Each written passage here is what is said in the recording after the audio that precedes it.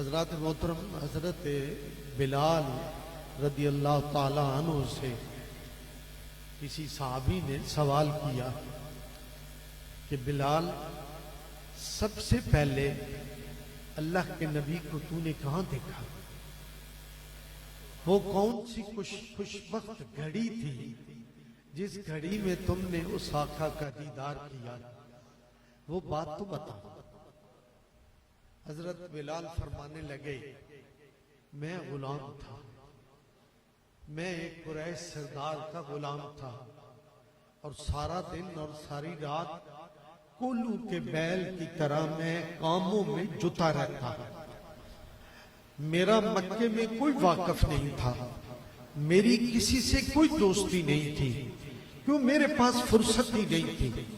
न मेरा याराना था, न मेरी दोस्ती थी, न मेरा ताल्लुक था, न मैं मक्का के लोगों को पहचानता था।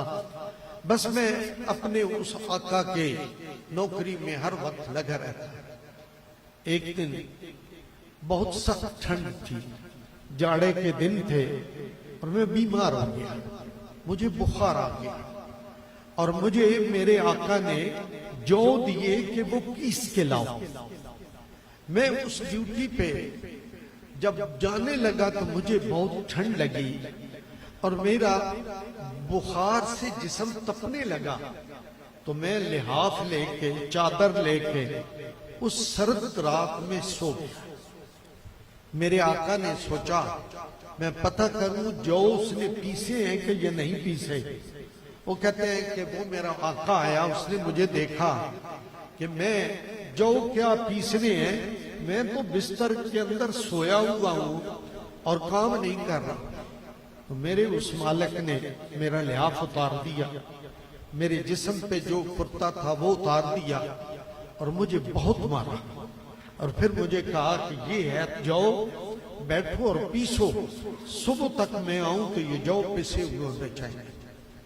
वो कहते हैं मैं साथ रो रहा था अपने इस जबर और जुल्म के ऊपर, लेकिन शिकायत करूं तो किससे करूं, इल्तजा करूं तो किसके सामने करूं।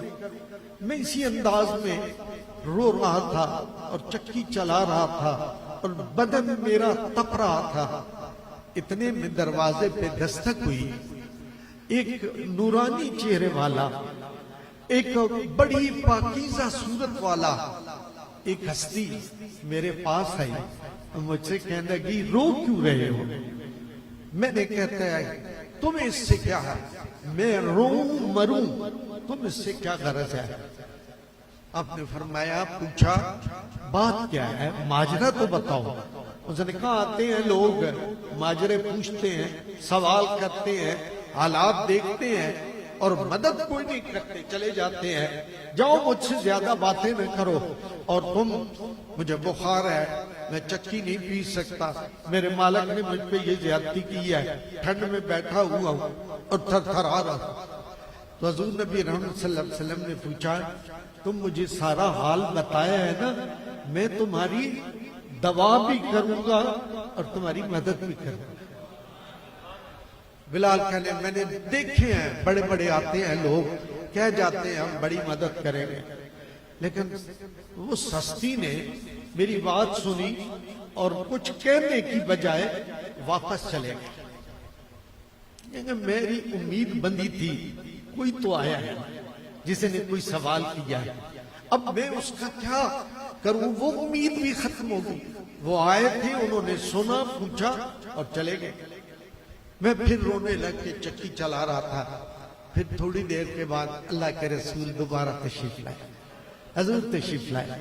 हजूर ने आके फरमाया, तुम ऐसे करो कि ये जो है ना, ये दूध लाया हूं तेरे लिए, ये दूध पी लो, ये कुछ खा लो और लिहाफ में सो जाओ, आराम करो।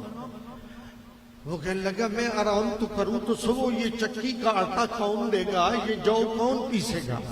हुजूर ने फरमाया, मैं पीसूंगा, ये काम मैं करूंगा, तुम आराम से सो जाओ। कहते वो रात गई, मैं सो गया।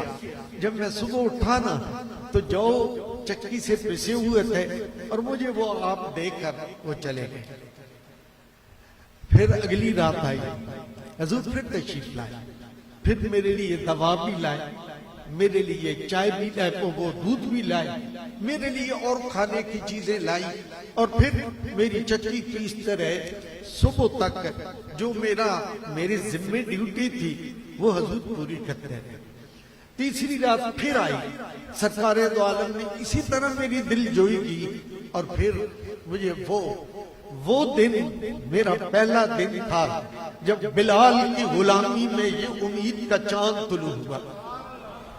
अब फरमाते हैं आपको फिर अल्लाह ने जो मकाम दिया हज़रत बिलाल को, वो ऐसा मकाम था कि आप आजान न दें तो अल्लाह सूरज को मना कर देता था, चढ़ना नहीं है, तब चढ़ना है जब बिलाल अजान देगा।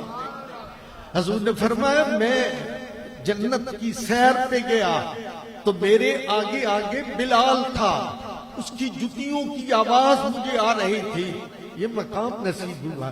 तो हज़रात मोहतरम हजूर का ये गुलाम फिर साहबी रसूल से पहले आशिक रसूल हो गए।